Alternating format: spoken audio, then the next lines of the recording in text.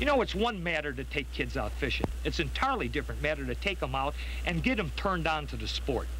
Now, over the years, I've learned that there are a few things that go a long way into having a good time fishing with kids. The first thing is take them out when the fish are biting. Don't take them out on those miserable, cold, rainy days, especially when you ain't catching fish. This will turn anybody off. And the second thing I found, and this is vitally important, and that is to give them the decent equipment. Don't give them that old beat-up old rod and reel that's laying in a garage for a couple of years that you yourself wouldn't even touch. Because if they even get into a couple fish, they're not going to be able to catch anything. Today I've got two boys with me. One, the little boy in the yellow there, is my son Daniel, and the other fella is my nephew Sean. So we're going to go out fishing crappie on a beautiful afternoon, and I think I know where some are here. So we're going to have a lot of fun tonight. Come on, guys, you ready to go fishing? Yeah. Come on, then let's go.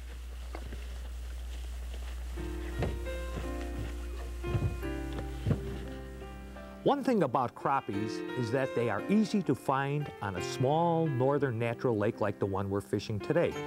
In summer, they suspend in schools along drop-offs, and you can readily spot them on a depth flasher. You look for those telltale off-bottom flashes. There I'm looking, I'm weaving up and back in the area, just looking for the marks. Once you locate a school of crappies, you simply anchor a distance away from them. If you're quiet, you won't spook them, and you'll be surprised how long they'll stay put. The reason I went for crappie is that not only are they easy to find, but easy to fish. When fishing with kids, it's important to keep unproductive time down to a minimum. So with an easy-to-find fish, I'm going to use an easy-to-fish method, namely a small jig and a bobber. Put her on there, Daniel. Kids are going to drop it out. They're going to work. I'm not excited about much. Slow and easy. There, he's got one. Sean, he popped one early, right out of the school. When taking kids fishing, I can't emphasize enough the importance of fast action. All kids have a limited attention span. If you spend a lot of time looking for fish, they will quickly become bored. Little Daniel still prefers playing in a live well when things slow up. Take it slow, Sean. Gonna lift them in there. Give him a chance to net. That gives him a little practice.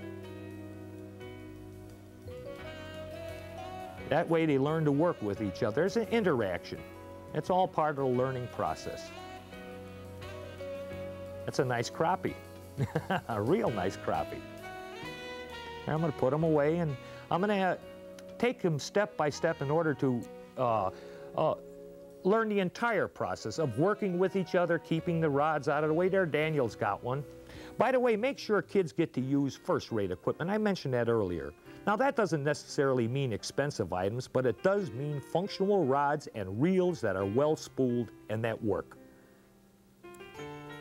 Don't ever give a kid something that you wouldn't use yourself. Broken, malfunctioning gear is a sure way to turn a kid off from fishing, sometimes permanently. There, even the big guy gets one. You know, I have 7 children, 4 boys and 3 girls, and many of the strong ties that still bind us today were forged during the many fishing trips we made together. This is especially true with the boys, because fishing has given us an area of mutual interest, times when we all associate good feelings with. Lines of communication which might otherwise have dried up during those inevitable times of stress, which are so prevalent in today's modern world, have remained open. Today, all the older boys in their early 20s are confirmed fishing nuts, and Daniel, the youngest, is fast on his way to becoming one too. There I'm putting the fish away.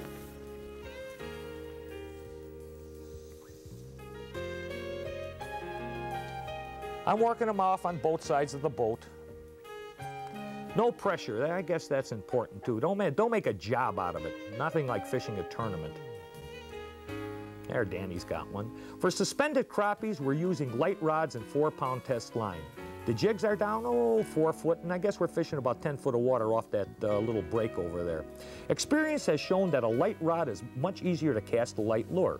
Crappies' mouths are soft, so we won't need, nor do we want, a rod with a lot of backbone. Line, too, can make a big difference. Most crappie fanciers prefer lines in the 2 to 6 pound test bracket. Unquestionably, lighter line will produce more strikes than the heavier weight lines. A small lure bait also works better than on light line. Quite naturally, a small reel functions better with light line than a large capacity bulky model. There he is. He's real proud of that fish. We netted that one. Normally I don't net crappie unless there's some sort of potential record. However, in this case, I'm giving the kids some practical experience in the art of netting, handling the fish, taking the lures out, trying. See, I was going to show them there, but I try to get them to do it themselves. There, we'll put them in the basket. Haha. Kids love to fish, and it's the early influence that will make adult anglers out of them. We're using small Roadrunner jigs, and we're using them both plain and tip.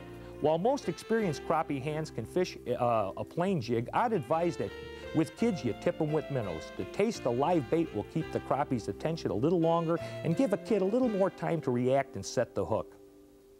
I've been putting some minnows on, but then again I've been letting the kids do it too.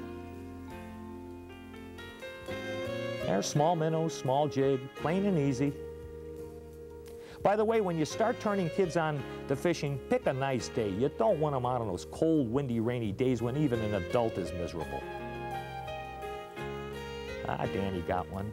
My old friend Homer Circle once told me the rewards and the challenges of taking a kid fishing make it one of the most deep-down, cockle-warming experiences you could ever engage in. There's a mystical, magical chemistry which takes place when a kid catches a fish and you become the magician. Whoops! Aha! He also has to learn to lose a few, too, and that's part of the sport as well. I'm looking. He's still looking. He's giving me an excuse. Well, that's part of the game, too, Daniel.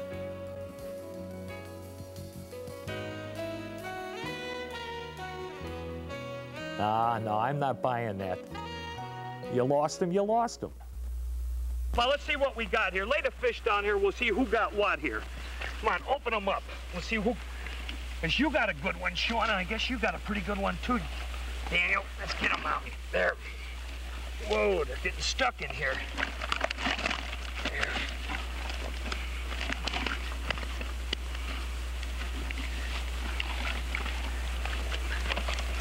There we go. Now grab a gooder one or two there, Sean. Is that the one you got? Whoa, these are good fish. Nice, nice, nice, beautiful crappie. Yeah, that's all right. Lay her down. Whew. They're nice fish. Beautiful crappie, in fact. By the way, if you want to take some kids out and really get them turned on to fishing, this is the way to do it. Make sure that it's a good day, the fish are biting, the crappies are big, and you can't ask for any more. You get them that way, and you got a fisherman for life. Stay tuned. We'll be right back with some great tips as the In-Fisherman Special continues.